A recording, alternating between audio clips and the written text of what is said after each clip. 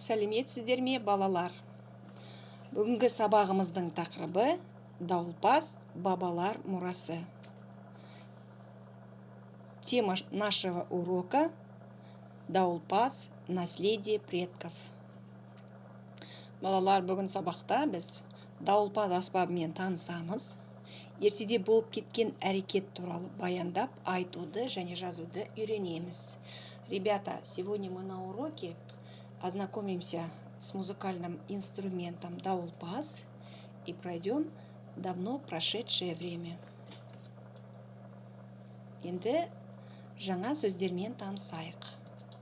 Ұрпақ, поколение, жау, враг, жорық, поход, бақсы, шаман, жаршы, глашатай, дауыс, голос, күшейткіш, усилитель. Қайталаймыз: ұрпақ, жау, жорық, бақсы, жаршы, дауыс, күшейткіш. Жақсы балалар. Енді сөз үйренейік. 107-ші бет. Дыбыс күшейткіш, жаршы, бақсы, дауылпаз. Балалар, на соңғы суретке назар аударыңдар.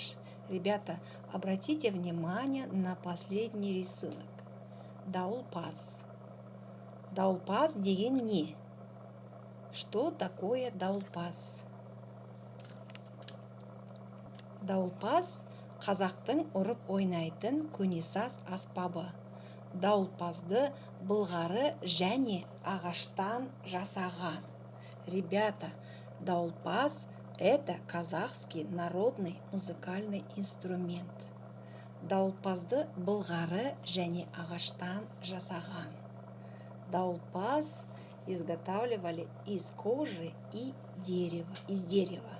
А теперь поглубже узнаем, что такое дауылпаз. Дауылпазбен тереңірек танысайық. Тыңдалым. Екінші тапсырма 108-ші бет.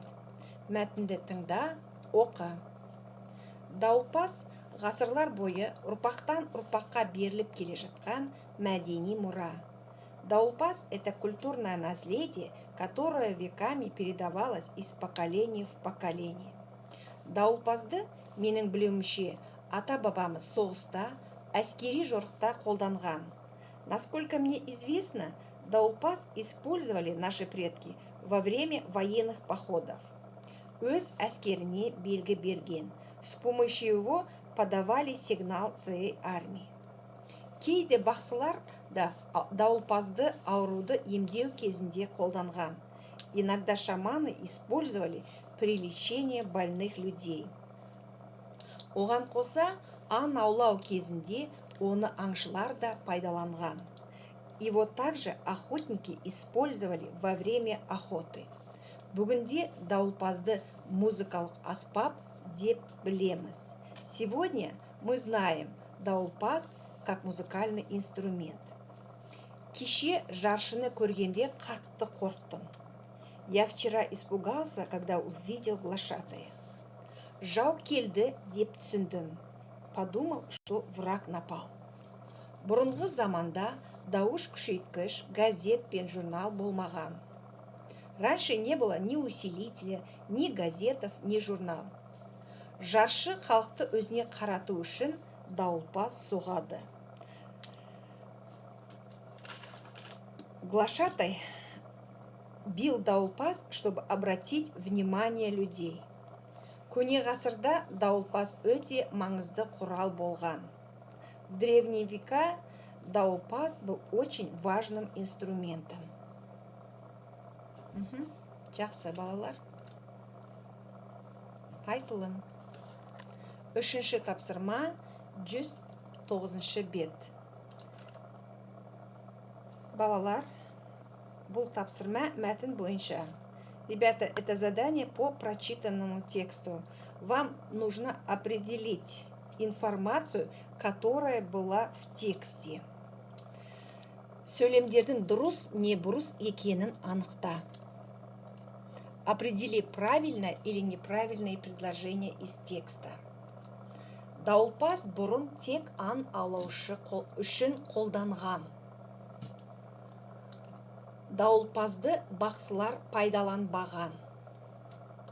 Дауылпазды жаршылар қолданған. Это задание вы мне отправляете голосовым сообщением, ребята. Например, дауылпаз бұрын тек аң аулау үшін қолданған. Если это предложение есть в тексте, вы говорите дұрыс.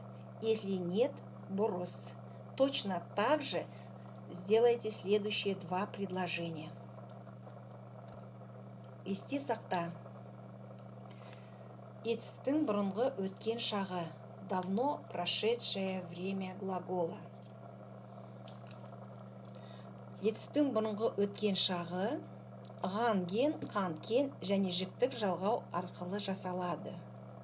Давно прошедшее время глагола образуется путем присоединения суффиксов ган, ген, хан, кен и плюс личные окончания.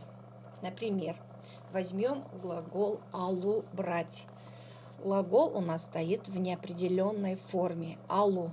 У – это суффикс неопределенной формы. Чтобы образовать давно прошедшее время, мы берем только корень глагола ал. Возьми. К корню глагола присоединяем суффикс ган и плюс личное окончание. Я брал или я брала. Алган мын. Ал слово твердое, соответственно, мы добавляем твердый суффикс и твердое окончание. Ган мын. Келю приходить. Берем корень глагола кель, добавляем суффикс ген и плюс личное окончание сын во втором лице. Кельген сын. Ты приходил. Ген присоединяем, потому что у нас слово мягкое. Следующее слово у нас айту. Говорить. Корень глагола айт. Присоединяем суффикс кан. Айткан. Он говорил. Слово твердое, соответственно, присоединяем твердое окончание кан. Сөйлесу, разговаривать. Берем корень глагола сөйлес, у отбрасываем. Корню глагола добавляем суффикс кен. Сөйлес кен. Кен добавляем, потому что слово мягкое. Ребята, суффиксы кан, кен присоединяются к слову, если слово заканчивается на глухие согласные. А в остальных случаях добавляем суффикс ган, кен. Ал енді балалар, осы етістіктерді жіктеп көрейік. А теперь, ребята, давайте попробуем проспрягать эти глаголы. Мен алғанмын, келгенмін, айтқанмын, сөйлескенмін. Екінші жақ. Сен алғансың, келгенсің, айтқансың, сөйлескенсің. Сіз алғансыз, сіз келгенсіз, айтқансыз, сөйлескенсіз. Үшінші жақ. Ол алған, келген, айтқан, сөйлескен. Ребята, обратите внимание, в третьем лице у нас личного окончания нет. Ол алған, келген, айтқан, сөйлескен. Ребята, внимательно прослушайте это правило. С помощью этого правила вы будете выполнять следующее задание. Жазылым. Дәптерлеріңді ашыңдар, бүгінгі күнді жазыңдар. Қарашаның 25-і, дауылпаз бабалар мұрасы. 5-ші тапсырма, 109-шы бет. Берілген етістіктерді өткен шақта қойып жаз. Поставь глаголы в прошедшем времени и запиши. Ребята, вам нужно эти глаголы образовать в давно прошедшем времени в третьем лице. Үлгі, образец. Жасау, жасаған, беру, берген. Обратите внимание, мы здесь убираем суффикс «у». Суффикс неопределенной формы. Кері байланыс. Түсіндім. Сұрағым бар. Түсінген жоқпын. Жақсы балалар, сабақ аяқталды. Сау болыңыздар.